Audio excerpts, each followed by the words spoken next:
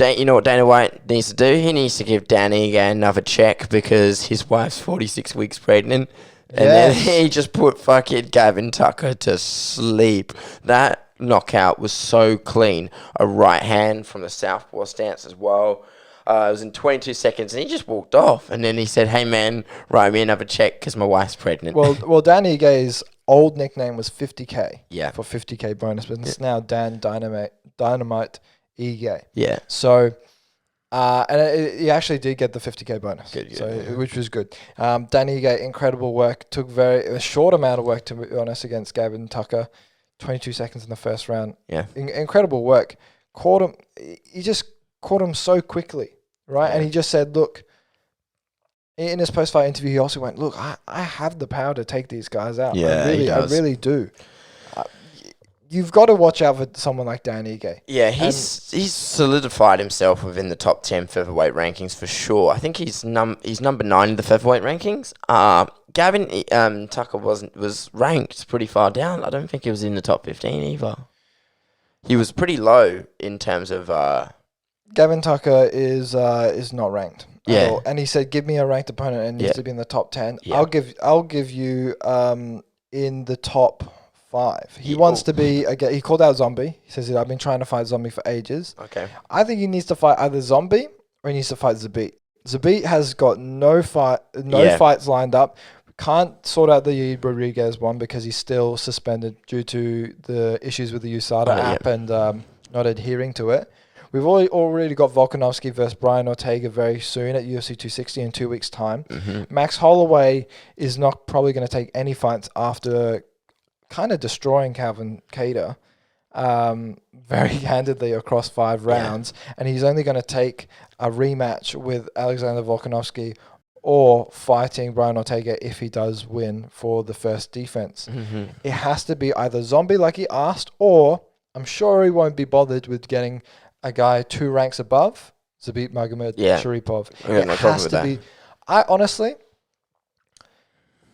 Honestly, we saw Korean Zombie fight, right? We saw him fight Brian Ortega, and then Brian Ortega set himself up for a rematch. We haven't seen so much coming from Korean Zombie in terms of social media and who he wants to fight. Zabit, he wants a fight. He needs a fight, and we've been told that he was supposed to fight possibly in January. Mm-hmm. It's March now. And he was supposed to fight in the first 3 months. It's going to be coming to the end of March when it comes to UFC 260, right? We need Zabit to fight someone. We need to keep him sharp. He needs to have his timing. He needs to be active. I want Dan Ige versus Zabit Magomed Sharipov. That is the fight to make, and it has to happen. I'm so high on Zabit, right? He needs to fight someone to stay. I would say that a lot of mainstream fans probably don't know who Zabit is, but I could 100% see him be the UFC champion for the featherweight division, right? 100%. And I would wish that he could fight Max Holloway or someone higher ranked. However, that's probably not going to happen with someone like Holloway when he wants to fight a rematch against Volkanovski or Brian Ortega, right? A rematch with either gentleman would be incredible. So Zabit needs to fight. He needs to fight either Korean Zombie or he needs to fight Dan Ige. And I think Dan Ige has showed himself really well by having a 22-second knockout in the first round. He has a little bit more hype around him. He should fight Zabit Magomed Sharipov.